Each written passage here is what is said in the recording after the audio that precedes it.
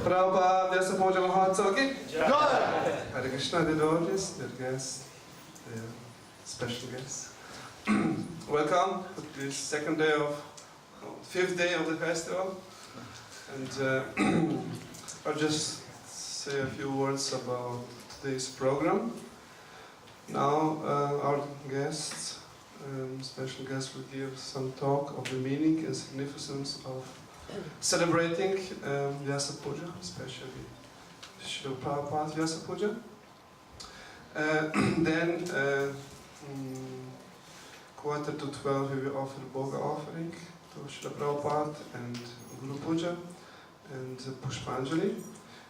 And then we will break a fast, small one, because the big breaking fast will be at 3 o'clock, when the second part of the festival will begin with Maha Feast from what devotees cooked for the last 2-3 days. So this will be 3 o'clock. And then continue with Abhishek 5 o'clock and speech and presentation by His Holiness Krishna Kshetra Maharaj. Also, His Holiness Kadamba Swami is leaving us, unfortunately. Around 3 o'clock he will proceed for further preaching mission. Other part of the globe, just 180 degrees from here, on the globe, South Africa. So please take advantage of this last day of their association and take full bucket of mercy which is there from them. Thank you. Srila Prabhupada, Vyasa Puja Mahotsava ki Jai! Hare Krishna.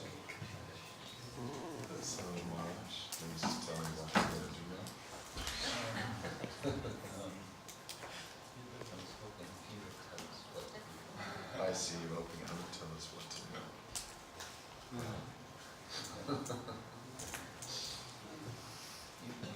Would you like me to use some great eyes?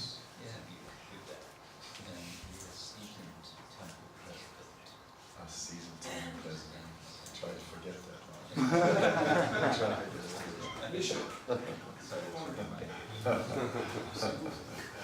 No one usually.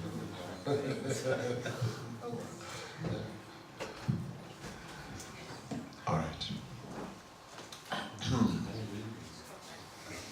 Namo Vishnupadaya Krishna Prestaya Bhutale Shrimate Bhaktivedanta Swami Niti Namine Namaste Saraswati Devi Gauravani Pacharya Nirvishesha Shunyavadi Asacharya Shatari.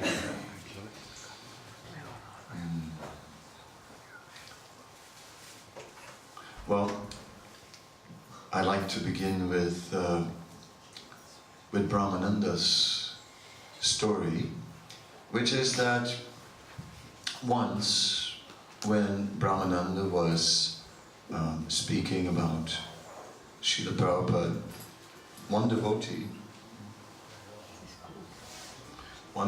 asked,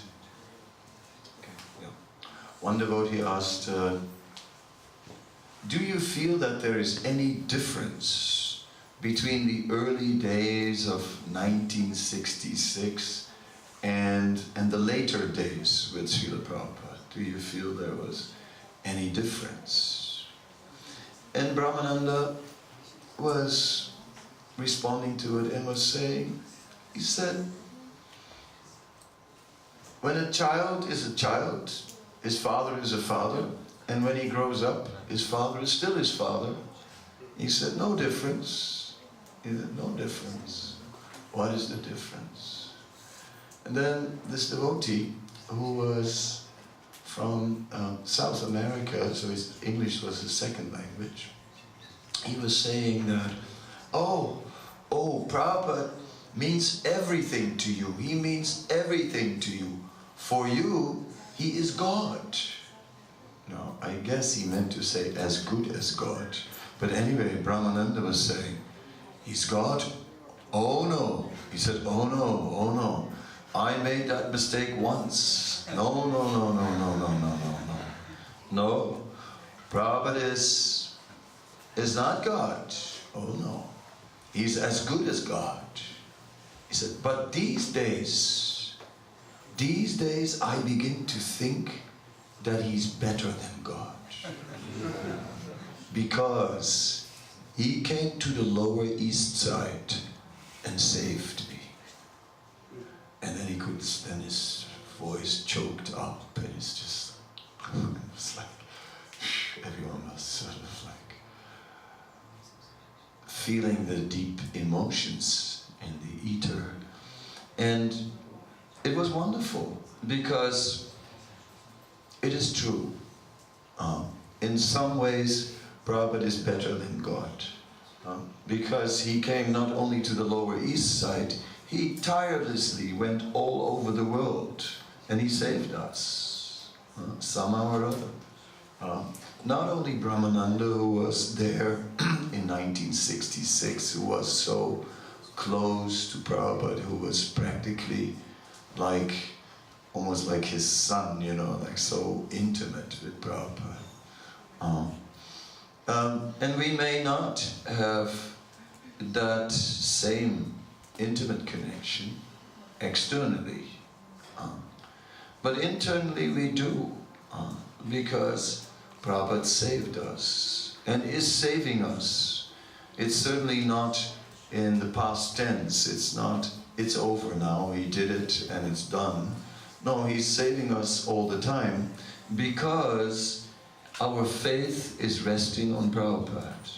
And I don't know if I would be here in this movement if not for Prabhupada.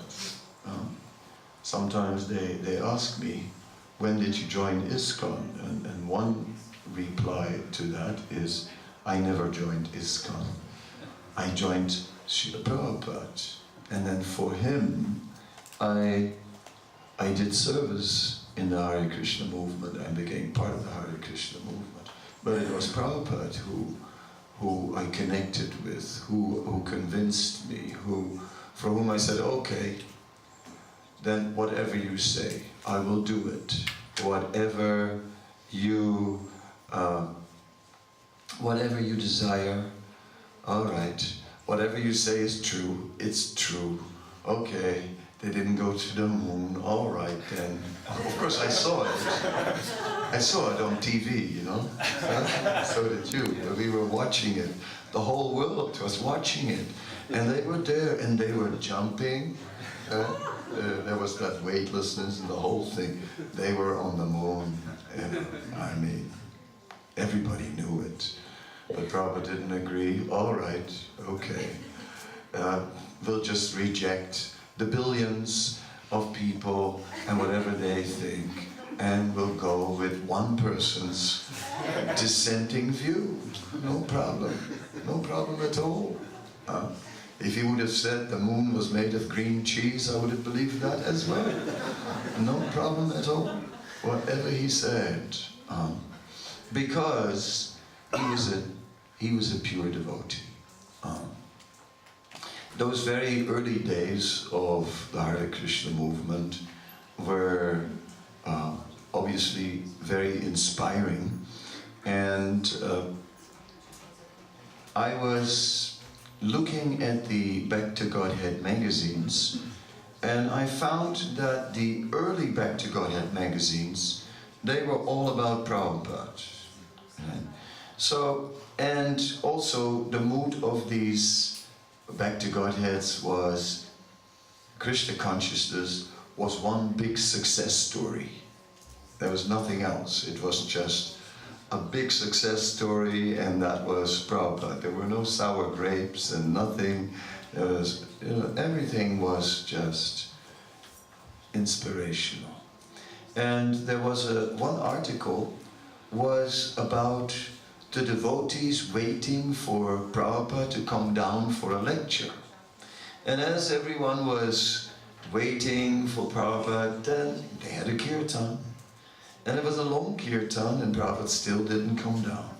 But anyway, they didn't mind, they kept on waiting. And then they asked someone to speak, and because there was one sannyasi at the time, Kirtanananda, they asked him to speak. So then, Kirtanananda said, where were we all 1 year ago? Where were we all 6 months ago? And where are we now? That we all have such shining faces, all because of the mercy of a pure devotee. So that faith, that Prabhupada was the pure devotee, that was there then, and it is there now. There's no doubt. There's no doubt about that. Yes, some sour grape people exist on the horizon, but what can be done? They are the aparadis reincarnated, doing it again. What to do? Life after life. Their misfortune.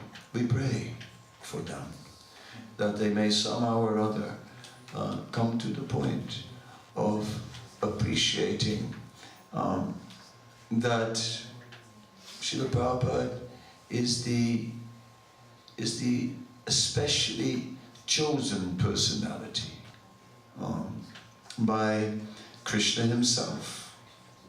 Once in a day of Brahma. Once in a day of Brahma, as we heard, Krishna appears. Krishna Kshetra Maharaj was talking about the Dasa Avatar yesterday.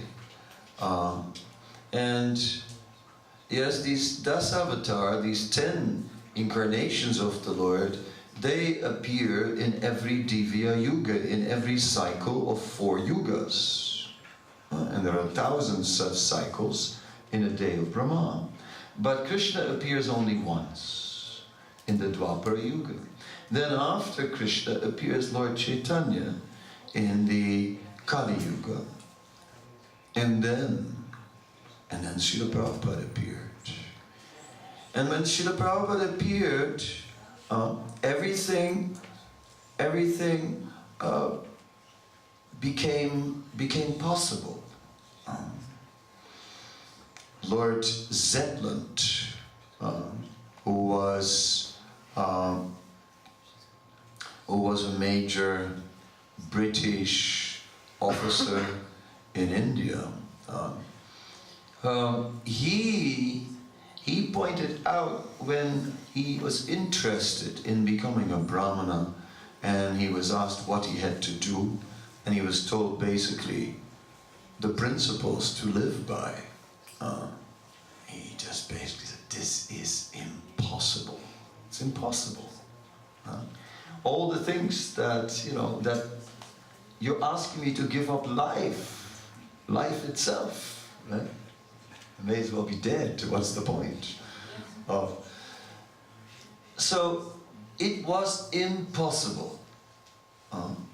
Krishna consciousness is impossible for the world. Maybe some brahmanas, maybe some rare personalities, special karma, they could maybe do something like that. Otherwise, impossible. But Prabhupada made it possible. He took the teachings of Sri Chaitanya Mahaprabhu, and without any alteration, he presented these teachings for the modern world. His spiritual master had established Siddhanta in a very sharp and rigid way. And now Srila Prabhupada was translating the English of his spiritual master into English that we can understand. And Srila Prabhupada was making some adjustments to accommodate the Western world without changing the essence. But for example, I was reading The Harmonist and the magazine of the Gaudiya Math, which was published at the time of Srila Bhaktisiddhanta Saraswati Thakur, and I was reading an article how it, with the full justification why women should not live in the temples. And it was a full article, and it was like respectfully written and nicely written, but it was really clear, not in the temples. But Prabhupada changed that.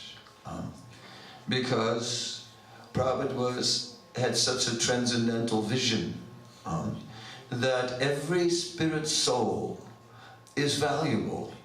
Every spirit soul is important. And every spirit soul must get the opportunity to take shelter of Krishna. Therefore,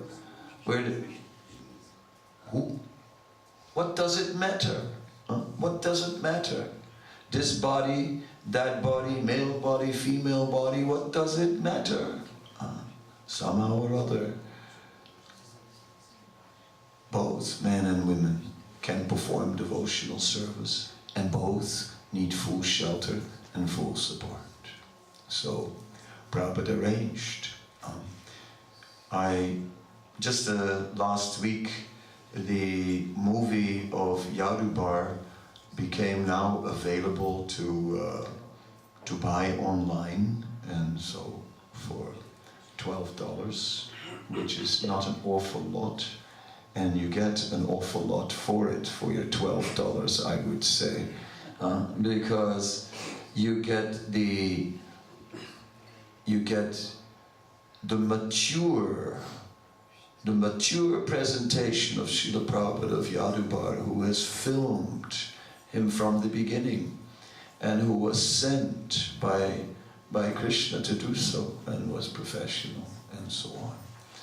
And anyway, in that film, so I bought it, and then I was watching it a couple of times. And then at one point, the movement begins to spread a bit, and Prabhupada is calling his disciples into his room, and they're basically, Govinda Dasi is speaking about it, and she is saying, basically, a handful of teenagers. Yes, everyone was like a handful of teenagers sitting in the room. And then Prabhupada began to speak. And he said very seriously, he said, all of you, each one of you has to open a temple. And then Rukmini, who was 16 years old at the time, she goes, even the girls? And Prabhupada says, there is no difference on the spiritual platform. He didn't let her off, you know. Okay, there you go. Yes, even the girls. Right? It was amazing. It was amazing. I mean, he was so serious, so grave, so very serious about Krishna consciousness, completely focused that somehow or other we're going to do this, and if it's with 16-year-old girls, it's with 16-year-old girls, doesn't matter. Yeah? Somehow or other, we'll do it. Somehow or other, we'll all work together to spread this movement. That was the amazing thing. If we go back a little earlier, in Prabhupada's, shortly after his arrival in New York, when he still stayed at the loft, and when the Matchless Gift storefront had not yet been opened.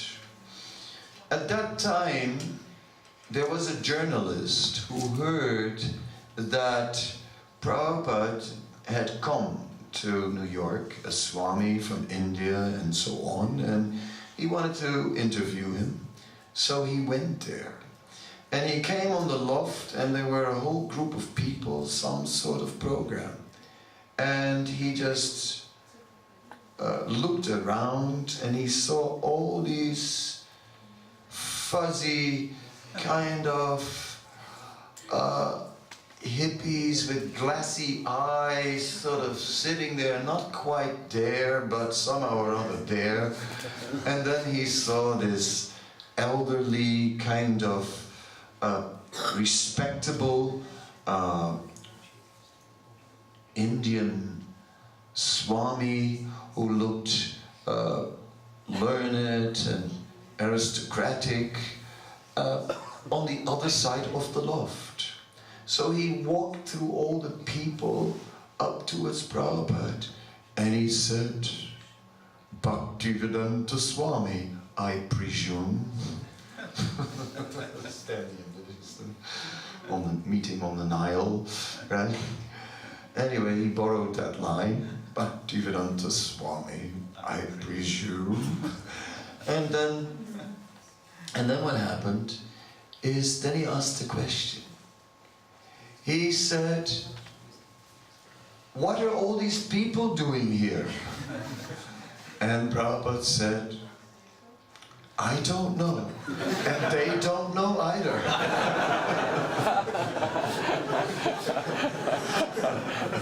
So that was really, I mean, that really sums it up, you know. I mean, it sounds romantic, you know. 1966, Prabhupada started the movement, but oh my God, you know. I mean, most of you have forgotten where you were in 1966 because that was your last life, right? But we still remember 1966, and it was, I mean, people's heads were all over the universe, if you know, all over the universe.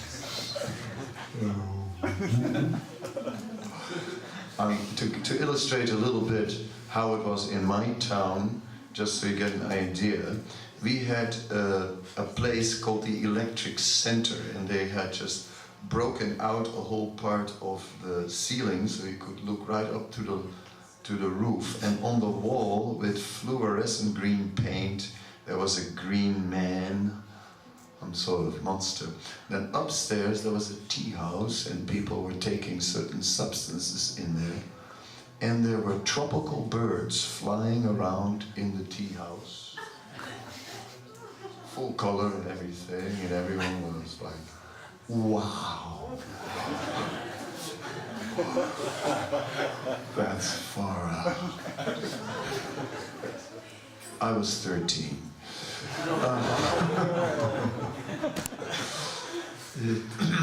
Just ready. Just ready for whatever was happening.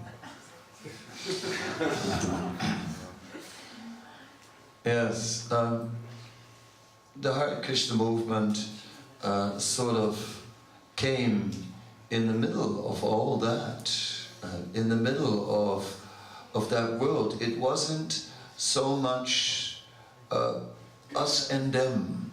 And in the earlier times, the devotees, they were quite with it, with that whole hippie thing. They were another variety of far-out people, and everyone was far out, so it was all right. You could be far out.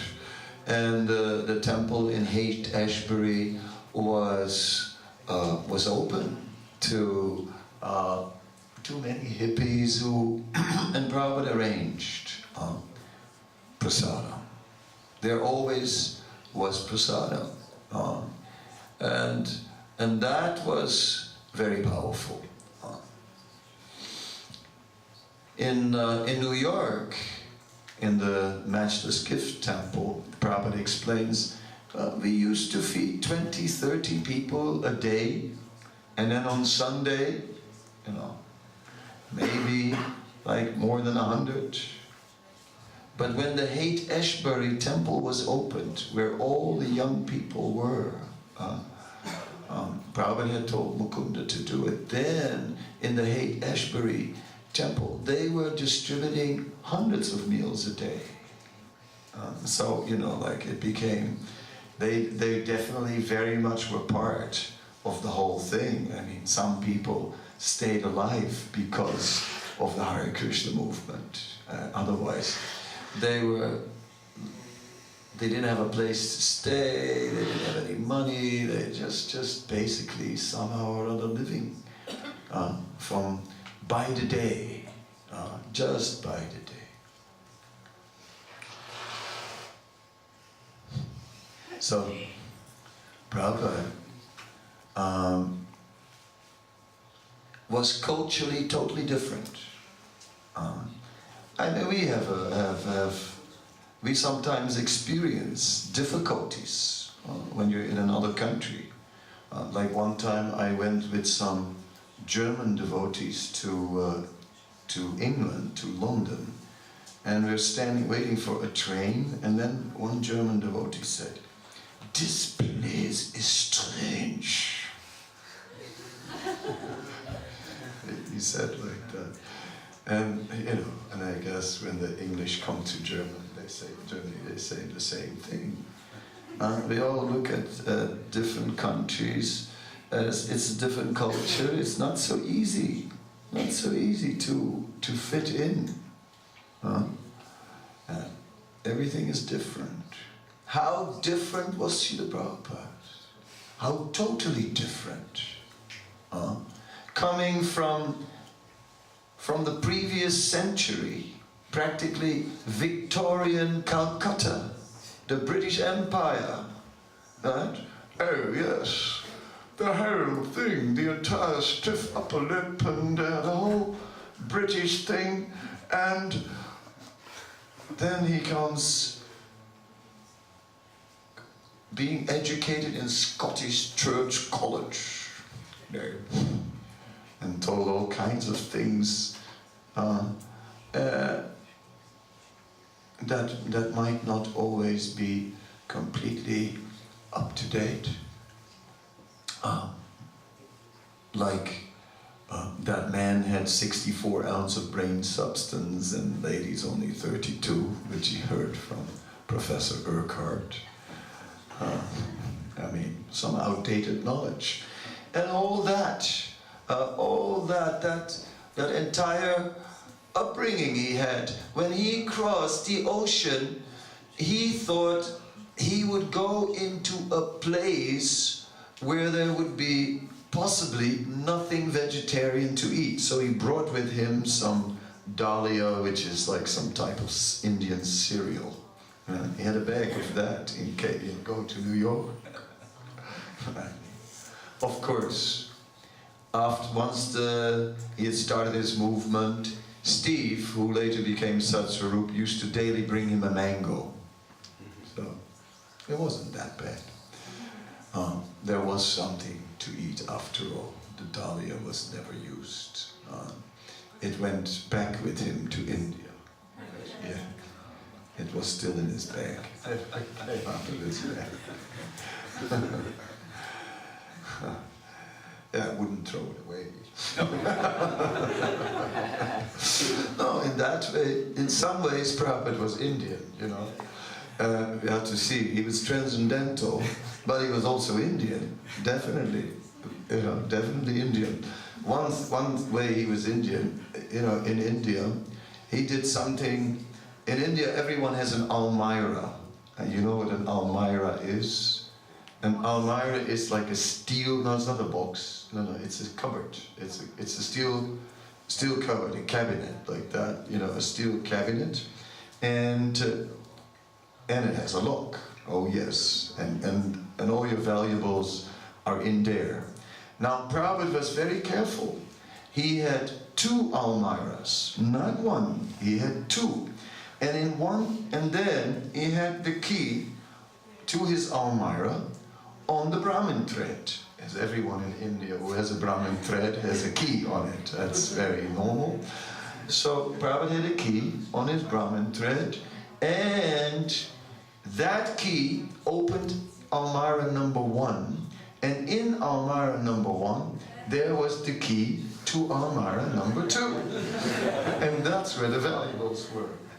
So it was tricky. It was definitely tricky. So in this way, Prabhupada had secured whatever needed to be secured. And at one point, Tamal Krishna Maharaj became Prabhupada's secretary. So Tamal Krishna Maharaj, he was entrusted with what no one was ever entrusted with: the key to the Almara. But this was a milestone in ISKCON.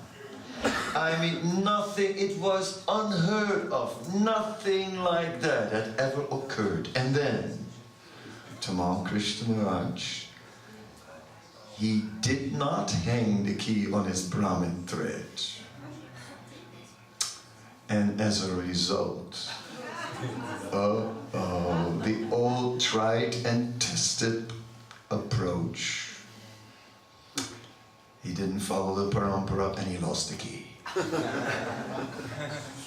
So then, you know, like, I mean, he's like totally panicking, totally like in great despair. I mean, I can't tell this to Prabhupada. Like, no way, I'm going to tell this to Prabhupada. Forget it. I am not telling this to Prabhupada. I'm not telling it to anybody. Right? I mean, what to do, what to do, what to do, what to do. Anyway, Tamal Krishna Maharaj was a good organizer. So he decided, I'll just get a locksmith. I'll just get a locksmith and somehow or other I'll pay whatever it takes to open that Almara. And you know, the locksmith, like, in no time, like, opened it up. Everything was fine. Then Tamal Krishna Maharaj did hang that new key on his Brahmin tree. Well, what shall we say? So there are these. So Prabhupada came into America, a totally different country, a country that was just into all the things: meat, big burgers, parties, illicit sex, and you name it, intoxication. It was like drugs was the thing of the day, alcohol was the thing of already well established. What to say? He came into that place and he prayed aboard the Jaladuta. And he basically said, what can I say to them?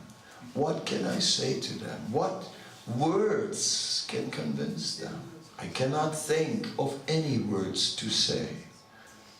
Therefore, the only option is, my Lord, that I will repeat your words. Then he began, and then he quoted Srimad Bhagavatam, Srimada Svakata Krishna Punya Sravana Kirtanam. And there's a whole list of verses from the 2nd chapter, 1st canto, which he then recites. And that was it. Prabhupada depended on Srimad Bhagavatam. It was Srimad Bhagavatam that was the essence of what he was bringing. He brought in his trunk aboard the Jaladuta the Srimad Bhagavatam, not the Bhagavad Gita. Yes, he was working on a manuscript of the Bhagavad Gita for the 2nd time because the first manuscript was stolen. In his household days, it was stolen. Huh? And there was no backup. No backup. It was lost. Totally lost. And he started again. And Prabhupada was, as he came from India, in India there is a thing about not wasting money. That's a big thing in Indian culture. The West, you know, we throw so much money away, we just waste so many things. But in India, no, nothing. So Prabhupada, when he would write on old envelopes, right? Open them up and write there. Prabhupada would write. He had, for his translation work, even used papers and written on the side of the text where there was space left over and written things there. And he had stacks of these papers in a cupboard in New York in his apartment. And Hayagriva was the first one who sort of sold that, and and who became the one to type it out. And then he said, oh, can I correct the English? And Prabhupada said, oh yes. And that is how editing was born. Editing of Prabhupada's books was born, which is these days a hot potato. But it was born, and it continued, and so Hayagriva worked on the Bhagavad Gita. Prabhupada wanted his Gita published. He wanted it published, and he told Brahmananda, go and find a publisher. So it's like, easier said than done. You're a nobody. And nowadays, we are representing the International Society for Krishna Consciousness and the Bhaktivedanta Book Trust, and we are looking for a publisher. Yeah, we've got something behind us. We've got an institution behind us. We have a name, we have money, we are, we are known, and all right, yes, we're looking for a publisher. But Brahmananda was supposed to look for a publisher, and all he had was Brahmananda. Now, Brahmananda, of course, was not a lightweight. So, when Brahmananda put his mind to something, then nothing in the world was going to stop him. And Brahmananda's mind was totally dedicated to fulfilling Prabhupada's desires. He was like that. So Prabhupada wanted it. Okay, then that's what we're doing. So anyway, somewhere through some connection, he came. There was a letter from someone in the Macmillan printing publishing house. And so I thought, okay, and Prabhupada suggested, so why don't you go there and talk to this man? Now it turned out that the man who had written the letter and who had asked for some of Prabhupada's books, that man had nothing to do with publishing. He's working in the accounts department, and he was like totally nothing to do with publishing. So Brahmananda went to meet the man and brought a copy of the Bhagavatam, which the man had ordered, and then he was greatly disappointed. Greatly disappointed because how could this man help him? And then, just then, the main editor of Macmillan walked into the accounts office. So Brahmananda took his chance, and he said, I have a Bhagavad Gita. And the editor said, what? A Bhagavad Gita? We're looking for one. We're looking for one. We just did a whole series on different religions, Buddhism, this, that, and we're just needing the Hindu book, the Bhagavad Gita. Get me that manuscript. And in this way, somehow or other, it went on. It went on. Miracles were happening. More miracles happened. For the Krishna book, miracles happened when Shamasundar was asked to ask George Harrison. Now, Shamasundar said, no, but, I'm friends with George. I can't really ask him for money because, he's very sensitive, like that people, approach him for his money and don't care really about him as a person. So it's really hard to ask him for money. Prabhupada says, no, don't worry. Just ask him, Krishna will help you. Well, then he started to really worry. Because now he had the order of his spiritual master in his head, and he knew that like George wouldn't like it. Anyway, so that evening there was a dinner party, and Shamasundar was also invited with George, and somehow or other he was sitting next to George, and then The whole dinner party, he didn't ask George, he didn't ask him, didn't want to ask him. Then the dessert was coming, and he's thinking, if I don't ask him now, you know, I'm going to miss the opportunity, and I can't disobey the order of my spiritual master. Oh my God, oh my Krishna, Krishna, please help me, I've got to ask him now. George, yes, Shyam. George, George, do you know that Prabhupada has written a new book, and really nice, about Krishna?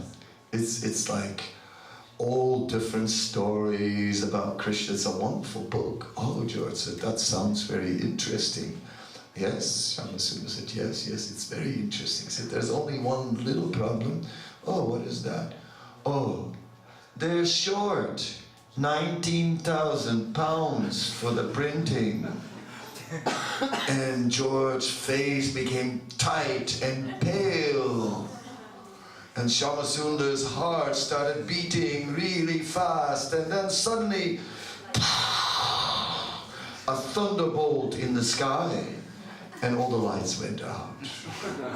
And then after, I don't know, some 30, 40 seconds, the lights came back on. And George was there with a big smile and said, how can I refuse after that?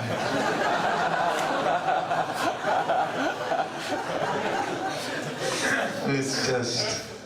So miracles were happening. Miracles were happening. It was absolutely a fact. Krishna was helping. Krishna was making it possible. Krishna had arranged for this connection with the Beatles who... I mean... George Harrison, the Beatles, they were the authorities. You know, a whole generation, whatever the Beatles said, that was it. That was it. Whatever the Beatles said, that was true. So when George Harrison said, like, Hare Krishna, you know, suddenly it was okay.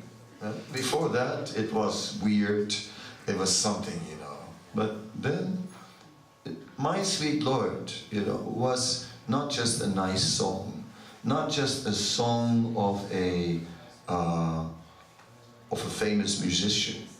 We have famous musicians, so many, like, you know, Michael Jackson was famous, but the Beatles was totally different. It had nothing to do with that. They were not famous.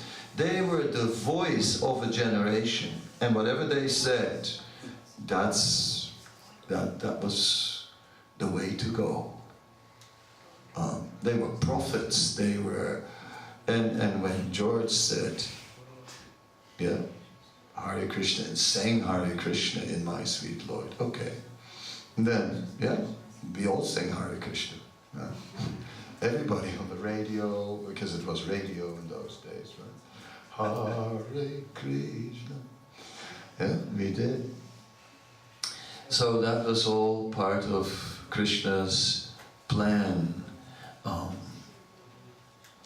And Prabhupada was later reflecting on his success. And he wrote about that in a letter to Jayapataka Maharaj.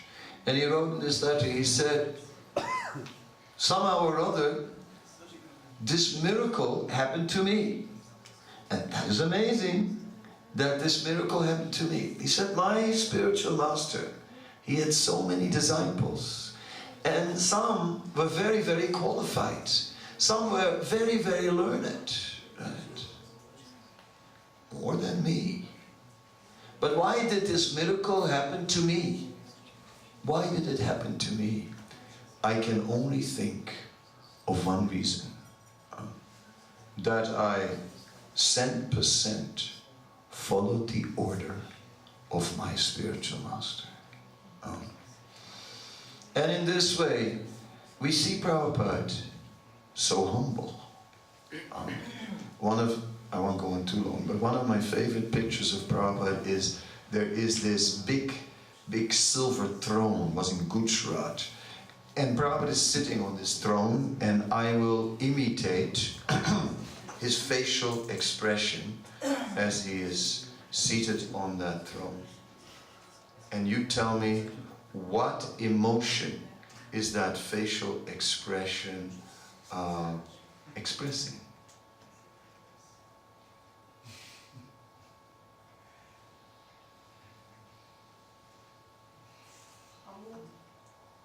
Mm-hmm. Humble, humility. What else? Embarrassment. Embarrassment. What else? What's that? Bread?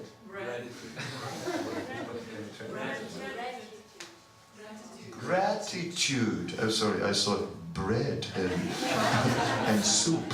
I told him a little deaf. You know. I'm sorry. Gratitude, bread and soup. Maybe it's all the fasting. Anyway, back to Prabhupada. So Prabhupada's humility there is, yes, he is, there is some spirit of embarrassment. Basically, it is as if he's showing, I know.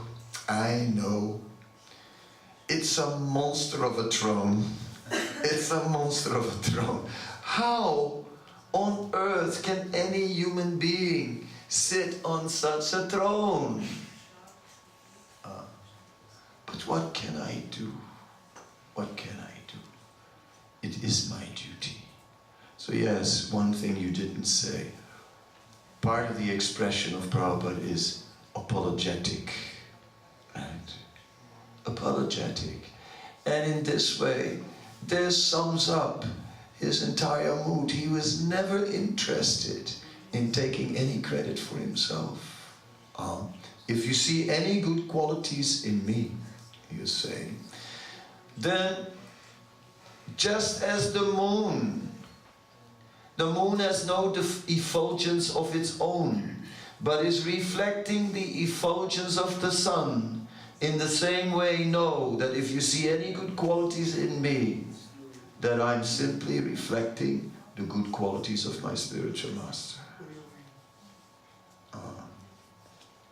When a journalist came and said, how many disciples do you have? Then Prabhupada responded, and Prabhupada said, I don't have any. I don't have any. Krishna sent me many spiritual masters. And imagine this. There's that famous purport in the pastimes of Dhruva Maharaj, where Dhruva Maharaj is about to go back to Godhead and this Vaikuntha plane appears. And Dhruva, then he sees death, and death offers his obeisances. And Dhruva steps on the head of death into that Vaikuntha plane. And then, as the plane is sort of going up, then Dhruva said, wait a minute, what about my mother? She was the one who showed me the path.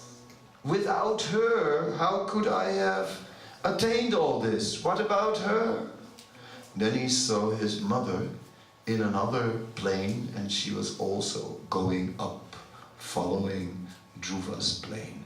And then Prabhupada writes in the purport, he says, and in the same way, as Dhruva Maharaj delivered his mother, who instructed him in transcendental knowledge, in the same way, I hope that one of my disciples will deliver me. I mean, this is no longer trying to be humble. You can't think like that when you're trying to be humble. I'm trying, and I never think like that. So, this is actual humility. And in this way, Prabhupada, his ego didn't get in the way. It didn't get in the way. He didn't say, well, my opinion, I think, no. Just so faithful to the previous acharyas, to his spiritual master. One devotee complained and said, you know, actually these purports are not Prabhupada's purports. They are actually just the words of the previous acharyas. He's just translating the commentaries. These are not his purports. And he thought that it was diminishing Prabhupada. When I heard it, I thought, no, this is increasing the fame of Prabhupada. That he was able to be so faithful and to be so simple, to just repeat what he had heard faithfully. Who can do that? Everyone just likes to change whatever we hear, change it a little bit and then put your autograph under it. It was my idea. Yeah. So in this way, Prabhupada became the perfect instrument, and therefore is the perfect instrument of Krishna, who is delivering, still delivering many people. He's delivering all of us now, and he will deliver more. Just like we are somehow or other, by a quirk of fate, we became spiritual masters, right? And of course Krishna Kshetra by his qualification. Me, definitely, quirk only. Quirk. Quirk. Well done. Yes. Anyway, so when we ask anyone to chant 16 rounds, right?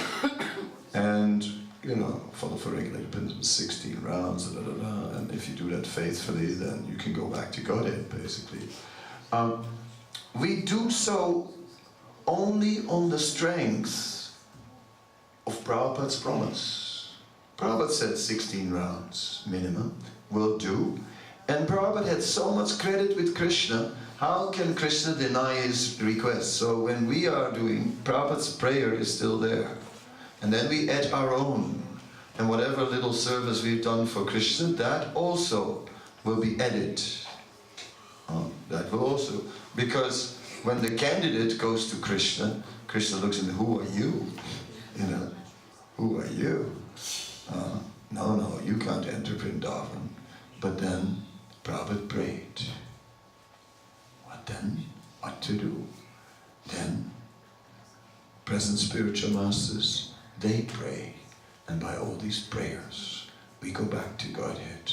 So Prabhupada is not just a previous Acharya. He's not just the founder Acharya. We depend on Srila Prabhupada for going back to Godhead. As much as we depend on our own spiritual masters. Thank you very much. Sorry for all the time. It's just one topic. It's hard to stop talking on this one. You're on a roll.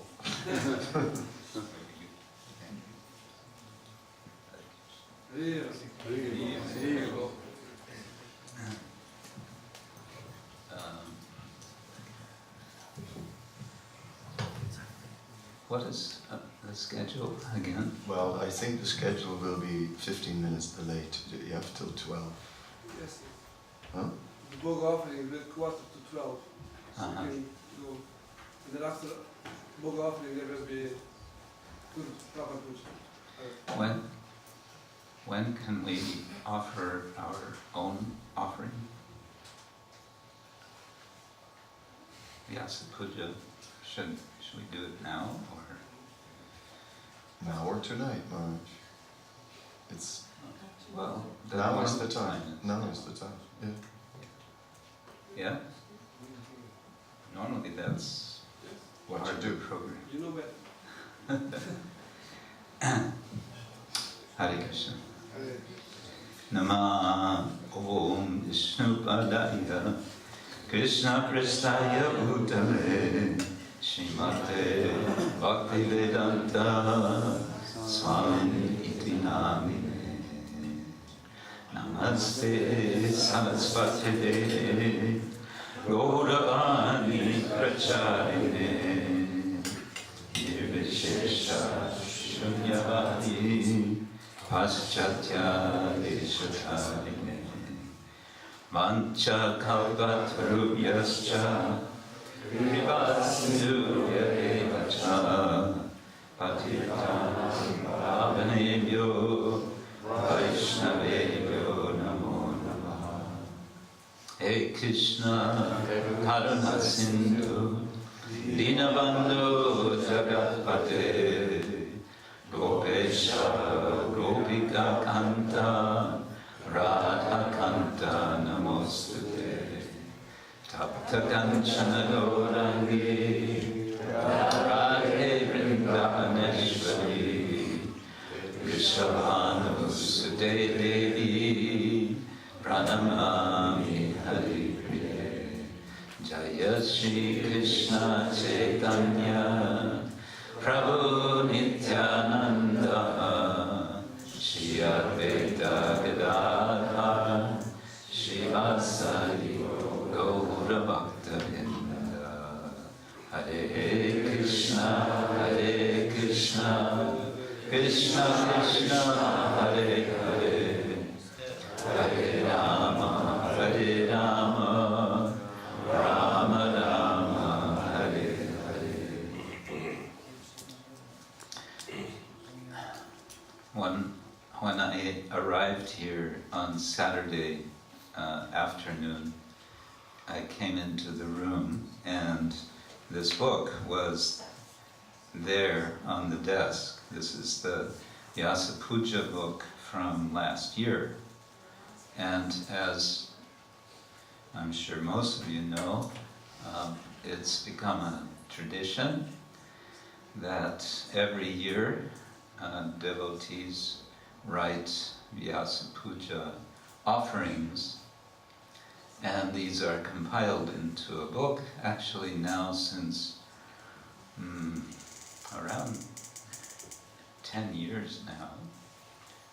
There are 2 books, and the second book was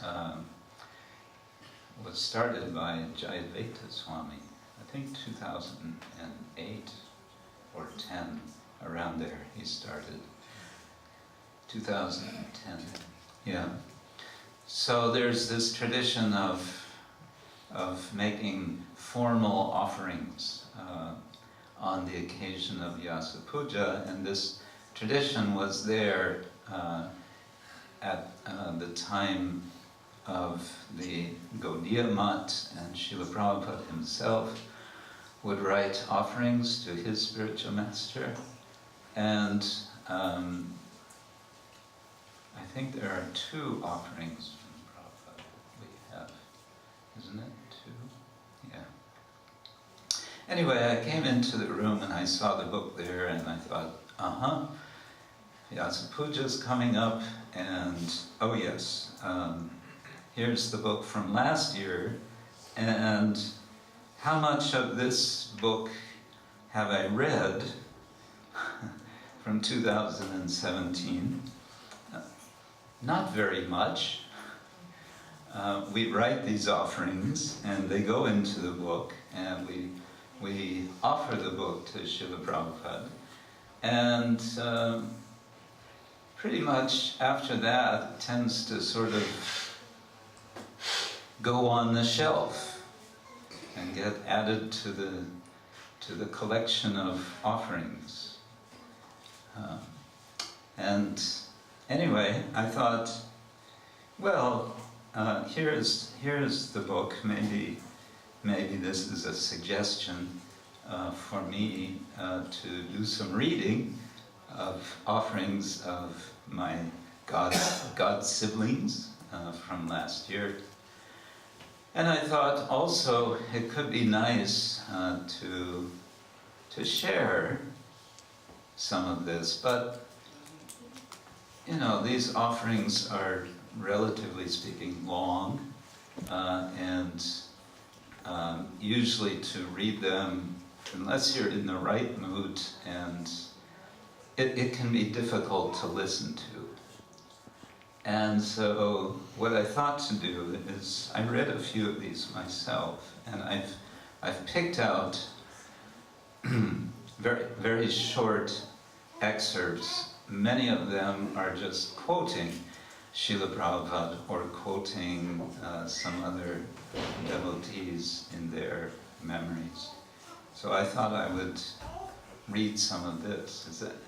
Is that all right? Jai. We'll see. We'll see how it goes. John.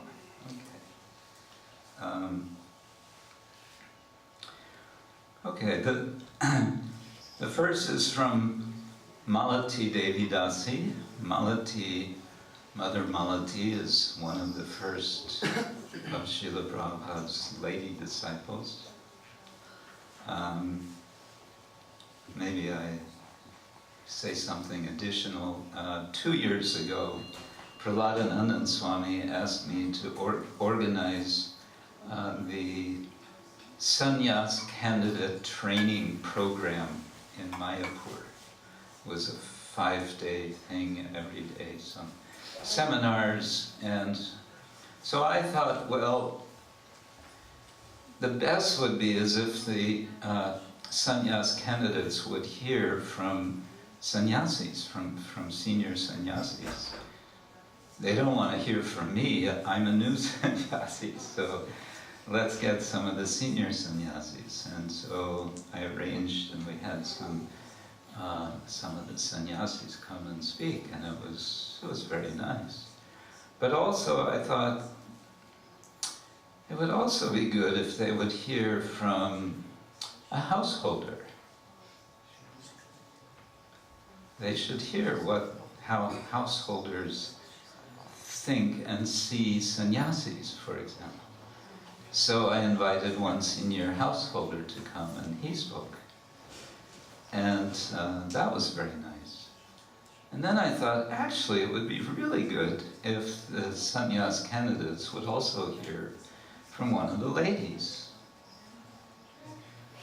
And I thought, this might be a little bit radical, sannyas candidates hearing from one of the ladies. So I consulted with Prahladananda Swami, and I fully expected him to say, forget it. These are sannyas candidates. But no, he said, yeah, all right, why not? So I asked Mother Malati if she would agree to speak, and I was a little bit, how should I say, trying to coach her, that maybe she can say something about, the women's perspective on, their experience of sannyasis or something like that. And she just said, okay, yeah, okay. And then when she came and spoke, all she spoke about was Srila Prabhupada. She just glorified Prabhupada the whole time. and said how fortunate we all are that we are in the mission of Srila Prabhupada. Okay, so I'm jumping into the middle of her offering, so it's a bit out of context, but that's also very modern. It's very postmodern, I should say. Okay, we have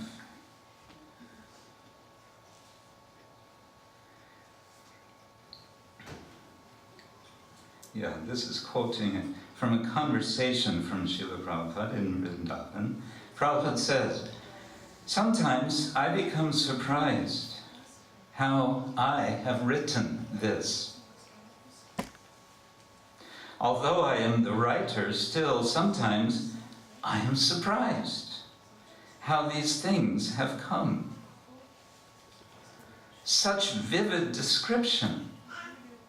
Where is such literature throughout the whole world? It is all Krishna's mercy.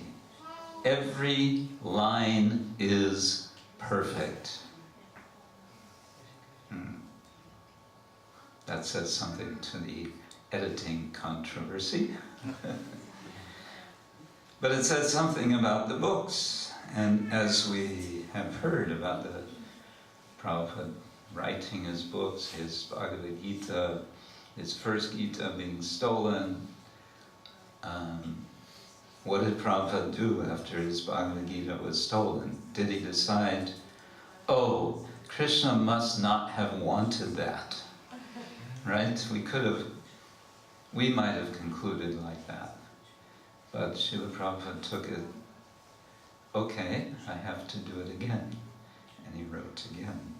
And as we heard, by a miracle, it was published by this very famous, very prominent American publisher, Macmillan. But what is the content of these books? And why was it that Srila Prabhupada would organize his life around the writing, the translation of his books? Why was that? Because, as he says here, he's seeing that actually these books are Krishna's mercy. And so much so that he himself feels surprised sometimes when he's reading. Some more about Prabhupada's books here, but let's see what the next one is. The next is from Ravindra Sarup Prabhu. Ravindra Sarup Prabhu is one of the earliest disciples of Srila Prabhupada. He's always been a bit of a hero for me because at the time that he joined the temple, he was in the university. He was working on a doctorate in the study of religion at Temple University in Philadelphia. And he told Prabhupada he's doing this, and he asked Prabhupada, what should he do? And Prabhupada said, you should continue, you should complete your degree. So that's what he did. Ravindra Sarup offers his obeisances, and then he writes, quote, a book is a mirror, unquote, observed George Christoph Lichtenberg, the eminent 18th century German scientist and aphorist. You can tell Ravindra's a bit of a scholar. Quote, if a monkey peers into the mirror, if the monkey looks into a mirror, an apostle, which is a Christian saint, can hardly be expected to look out. If a monkey looks into a mirror, you cannot expect a saint to be looking out from the mirror. So he quotes that as the beginning of his Vyasa Puja offering. So what's this about? He says, this aphorism tends to spring to mind whenever I pick up one of Srila Prabhupada's books and open its pages to read. For these books are the exception that proves, that is to say, tests, Lichtenberg's rule. I am not alone in discovering that the books of Srila Prabhupada possess a singular and quite astounding power. They transfigure monkeys into apostles. And he goes on from there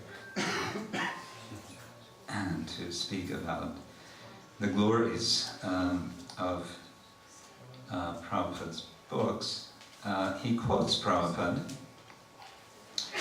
a famous passage in Prabhupada's introduction to his Bhagavad Gita. He says, the spirit of Bhagavad Gita is mentioned in the Bhagavad Gita itself. It is just like this.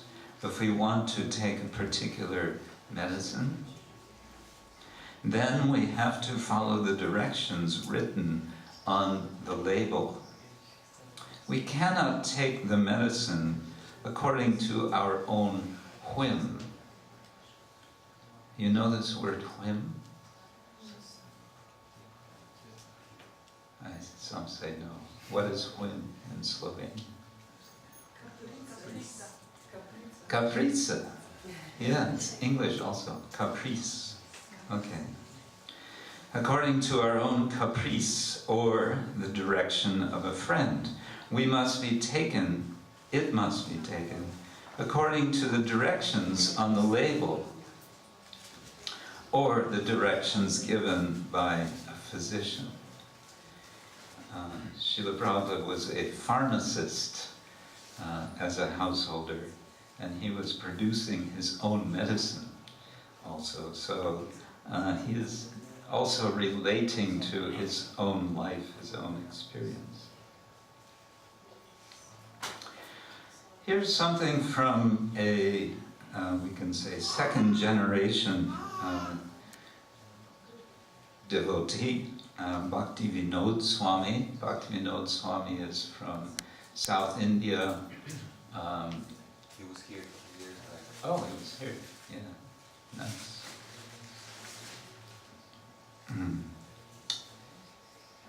Here he's speaking about ISKCON's faith capital. Maybe you've heard this expression. It's, I think it comes from sociologists or something, to have sort of cultural capital or social capital or that sort of thing.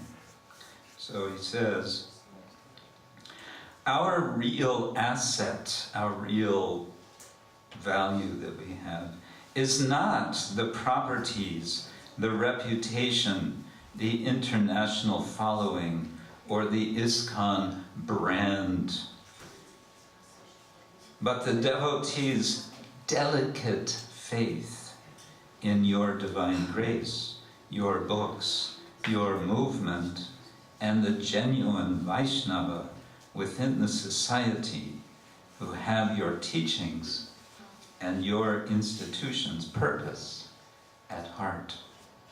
The faith of the souls who have taken shelter of you must be preserved, nurtured, and grown to perfection, since it is our greatest wealth. This is our foremost mandate, a mandate we can fulfill only by employing the very delicate science of love, care, and sincere nurturing. Artificial lip service does not serve any purpose, as we have seen in the history of ISKCON. So I like this phrase, delicate faith in your divine grace. Of course, we are nurturing faith, and we want that to be not just delicate faith. Delicate means something that could be easily broken. We want strong, firm faith. But this recognition that this faith, at whatever level it is, that is our faith capital. That is our value. That is what is important. Not all of the externals. And this reminds me of a comment that was made by, pardon me again for the allusion to academy, but one professor, Thomas Hopkins, who is a great early appreciator of Srila Prabhupada and of ISKCON. Actually, it was Tom Hopkins who walked into 26 Second Avenue in I think it was 1968, and he walked into the storefront. The storefront, I should mention, of 20, because this is like a monument, 26 Second Avenue. The dimensions of that room are, I would say, about half the size of this room if you take from the pillars running lengthwise and you have one side or the other. That's 26 Second Avenue, isn't it? Pretty much.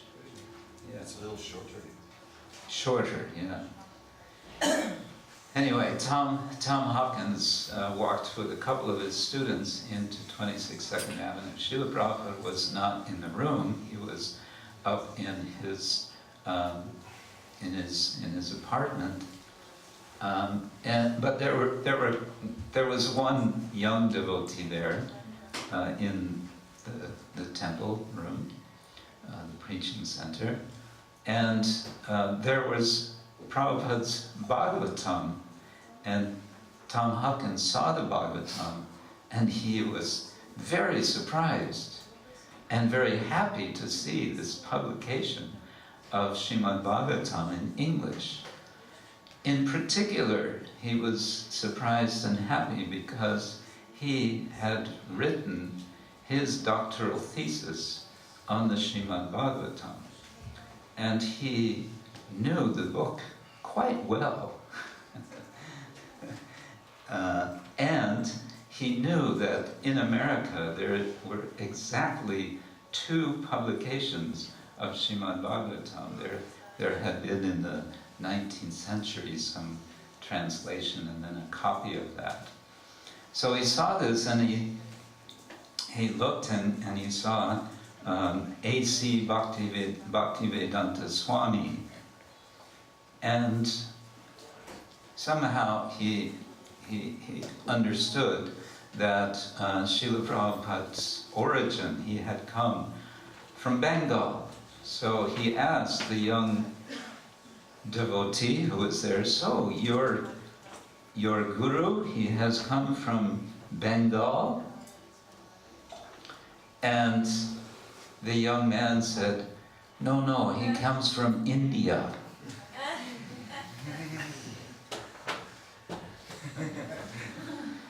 Some of you don't get it because you don't know the geography.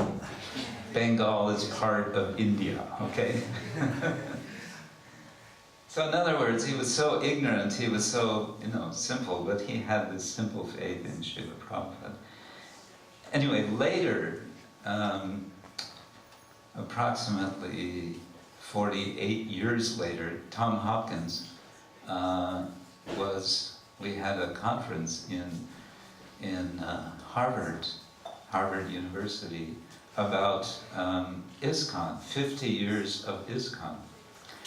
And it was a very nice, wonderful conference. There's a little video that is a kind of documentary about it. I think he may have been the very last speaker. Tom Hopkins spoke a kind of reflection at the end of the conference. And at the very end, he said, because the conference was a mixture. There were devotee scholars and there were outsider scholars. Both were there. And that mixture was very nice. It was very interesting. And there was a very nice atmosphere.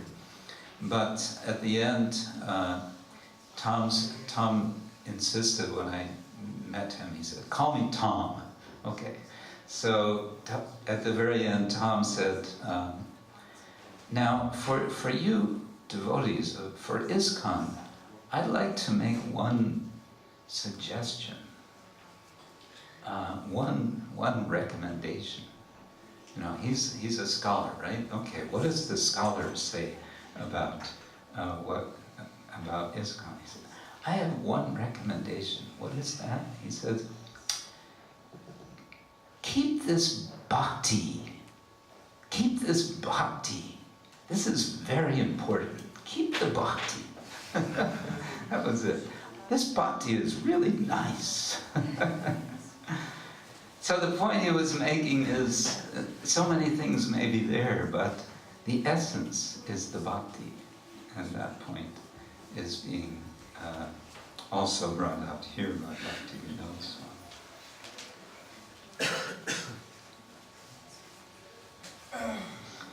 Something from Chandramauli Swami. We all know Chandramauli Swami Maharaj.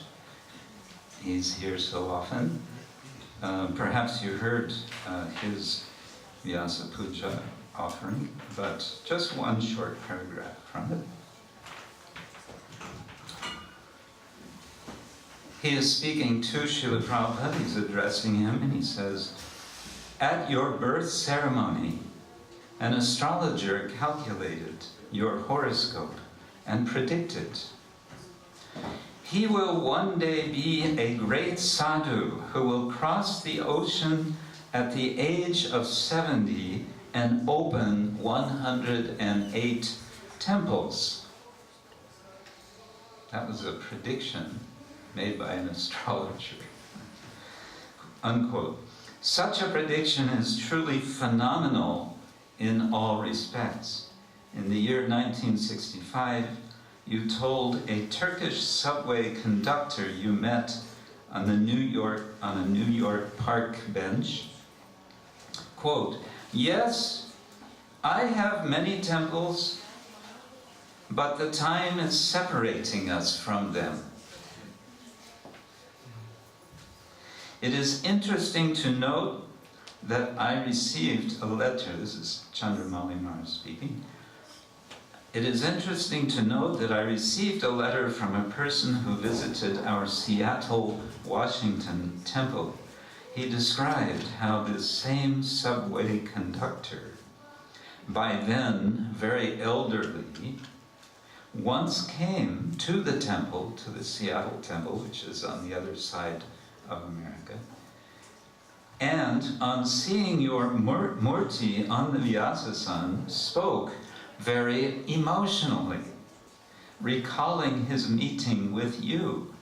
By your kind mercy, his initial skepticism had been turned into a joyful experience. So speaking of miracles, little miracles are also there, connecting, meeting such a person, and then so many years later he comes to this recognition. Of course, we can all speak of our own experiences of miracles in Krishna consciousness, isn't it? And I thought, yes, let's hear something from Hridayananda Das Goswami, who is known for his outspoken speaking on how we are preaching Krishna consciousness, how we are presenting our mission. Here, again, just an excerpt, and it's quoting Srila Prabhupada. This was in a letter, 1976. So Prabhupada said, "This was a church and nobody was coming here, and therefore it was sold to us. Now you are all belonging to America, Los Angeles, and the church also was there. Now, why is it crowded? It is not that you are imported from India to hear about Krishna. So if there is substance, they will hear. If there is no substance, who will hear? That is the difference. If there is substance, people will hear. If there is no substance, who will hear?"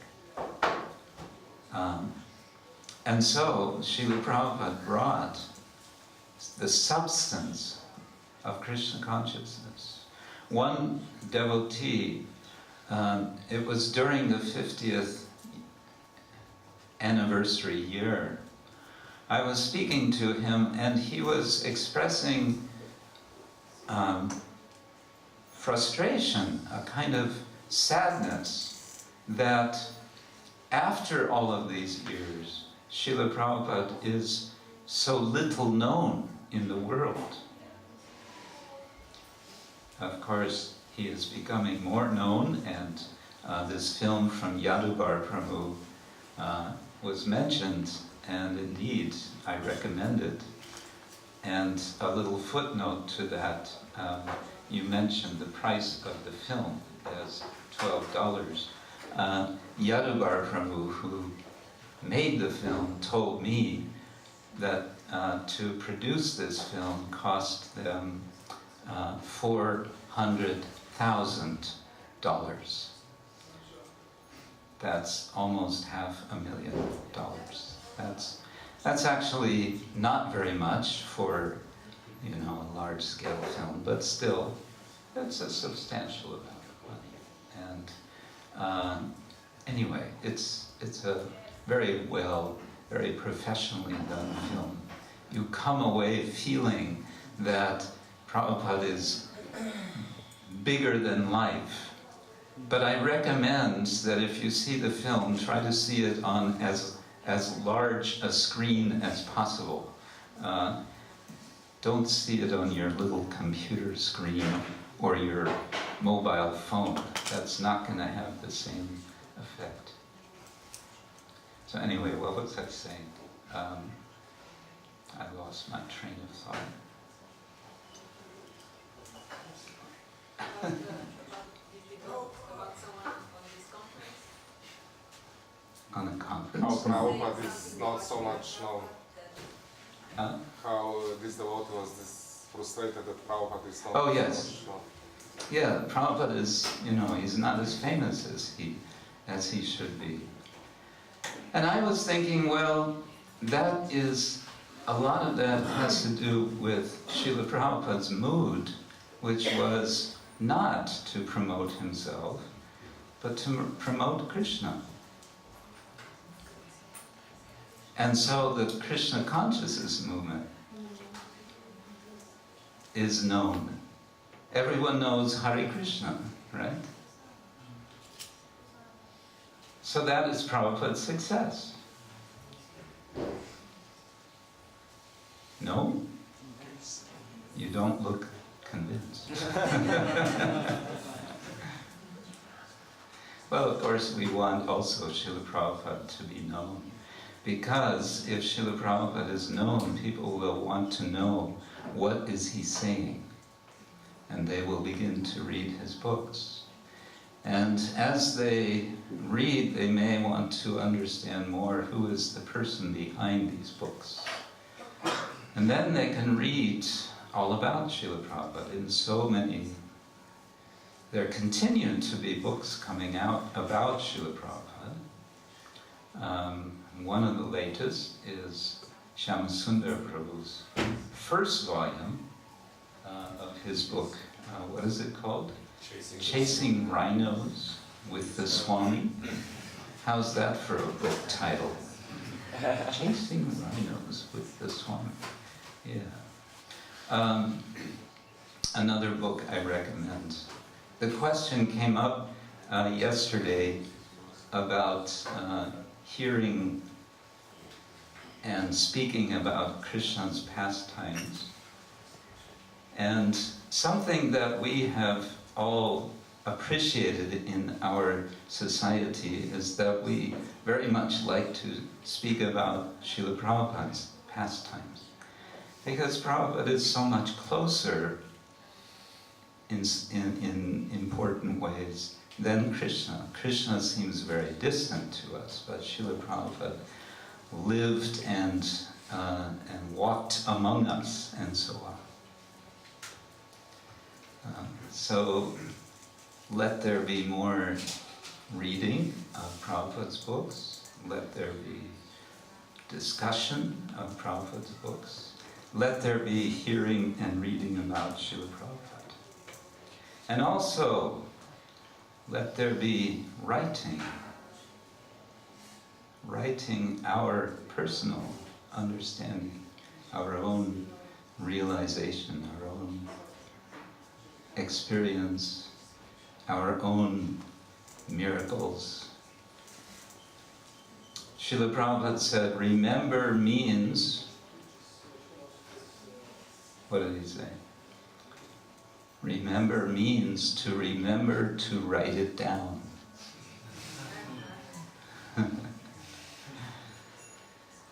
Those of you who are parents of young children, it could be the case that one day your children, when they're older, they will start to wonder, what was it that made my parents the way they are? What was it that got them into this Hare Krishna movement? And then, if you have something that you have written that they can read, then that will connect them in a way that they would not otherwise have, because you are their parents. Or it could be grandchildren, who knows? We are trying to, when we speak of the Hare Krishna movement, we don't want a movement that just sweeps through and disappears, right? We want a movement that also sinks in. And that means sinking roots, and that means tradition that joins with local tradition, that connects, that people feel connected with. Slovenian Hare Krishna. Anyway, so Srila Prabhupada didn't come personally to Slovenia, and yet here he is. And how is it that he's here? Because Prabhupada's disciples have come, but they didn't come empty-handed, they came with Srila Prabhupada's books. They came with substance. And that substance is what has drawn all of us together, keeps us together, keeps us doing what we do to give Krishna consciousness to others, because we know we have a substance, we have what Srila Prabhupada has given, and therefore, on this day especially, we observe what's called Yasa Puja, because it is the representative of Srila Vyasadeva who we celebrate. Hare Krishna. So I was thinking we could read offerings now, but I'm a little bit in a quandary, because we usually read in front of the Murti of Srila Prabhupada, but Srila Prabhupada is busy eating right now. So what do we do? I'm open to suggestions. You can still hear the Something, okay. I have a couple more of these excerpts here we can read.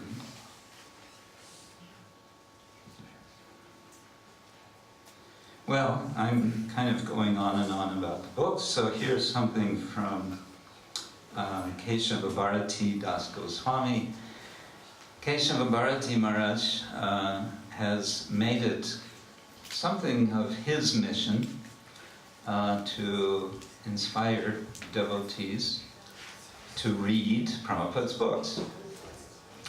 And he does this mainly by giving the example.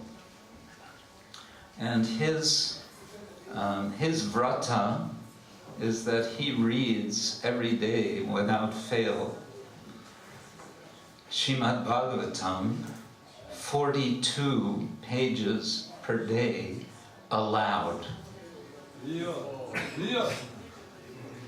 He always reads aloud. He finds this gives him more the sense of Prabhupada's presence. He likes to do this. When others are present, they will read together. Otherwise, he will read by himself, alone in a room. And he's, by doing this 42 pages a day, he reads 12 cantos of Srimad Bhagavatam every year. And when he's finished, he starts over. And in this offering, he speaks about his experience doing this. So he writes, as I write this, I'm convalescing, I'm getting my health back, from a 2-week savage fever that put me in the hospital. I got out of the hospital just a week ago. I was taking a short break from writing due to weakness. And as I wondered about my condition, I came upon this purport in my daily reading. And this is a purport of Chaitanya Charitamrita, Antya-lila, chapter 3, text 257, purport. Prabhupada says, sometimes, if one is liberated from the material world, but has no shelter at the lotus feet of Krishna, one falls down to the material world again. Liberation is like a state of convalescence, of getting your health back after being sick, in which one is free from a fever, but is still not healthy. Even in a stage of convalescence, if one is not very careful, one may have a relapse. One may go back to being sick. Similarly, liberation does not offer as much security as the shelter of the lotus feet of Krishna. So he quotes that and then he says, how's that for personal reciprocation? Unlimited thanks to you, Srila Prabhupada, for protecting me so nicely. So he's saying, he just opened the book and he's reading, and Prabhupada is speaking to him about his condition. He is convalescing from a serious illness, and he's saying, be careful.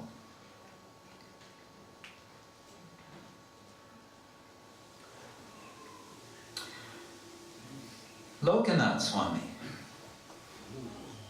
Lokanath Swami has visited here? Yeah. Yes. Yes. Lokanath Swami has completed a book. I saw a preview, I saw the first few chapters of the book before it was published. The book is called Bombay is My Office, Memorable Days with Srila Prabhupada in Bombay. Did you get this book? So he's explaining in his offering here about the book and how he was inspired to write the book. And the point is how much time Srila Prabhupada spent in Bombay, what used to be called Bombay, they call it Mumbai now. I think in the film industry they still call it Bombay. And how, yes, Srila Prabhupada called Bombay his office because he really saw it that way. He was based in Bombay making his mission. And Lokanath Swami is describing some of that. And just one portion from it. Srila Prabhupada, there are many disciples' remembrances of you in my book that wonderfully complement my narratives. Their voices add texture and authenticity to the text. Several amazing disciples are no longer with us, and my book is in part a tribute to them, as well, a permanent inscription of their reflections. In particular, I include the voices of Tamal Krishna Goswami, drawing from his prolific writings and interviews, Madhudvisha Prabhu, the first temple president of the Juhu Bombay temple, whom you referred to as the emperor of Kirtan, Sridhar Swami, affectionately called the Jolly Swami, and for whom you sparked a 35-year spiritual journey, Surabi Prabhu, described as the Vishvakarma of ISKCON because he was the chief architect of the Vrindavan temple, the Juhu temple, and your Pushpa Samadhi Mandir in Mayapur. Bhakti Swarup Damodar Maharaj, to whom you taught the scientific basis of Krishna consciousness and that life comes from life, not matter, which gave birth to the Bhaktivedanta Institute, meant for organizing scientific presentations of Krishna consciousness. And last but not least, Yamuna Devi Dasi, whose melodic singing of the Govindam prayers plays every morning at every ISKCON temple worldwide. In this book, I recall the moment when you, Srila Prabhupada, selected the melody that was sung by Yamuna.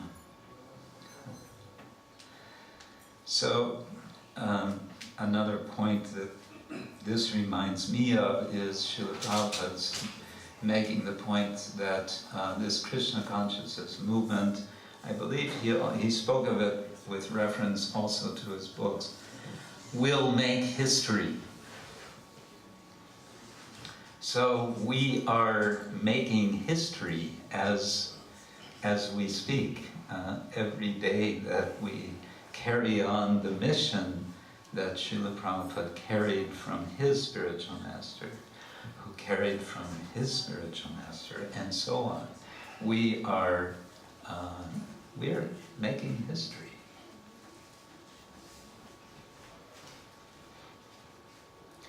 It's not the sort of history that is usually written in history books. Most history written in history books is about wars and conflict and politics and fighting and all of that. This is a different sort of history.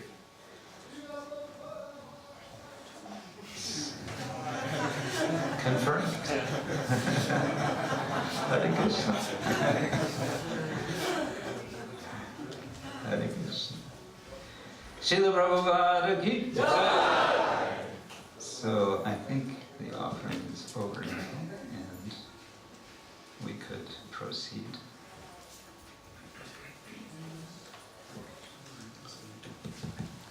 Hare Krishna. ISKCON Krishna Maharaj ki jai. ISKCON Kadamba Maharaj ki jai.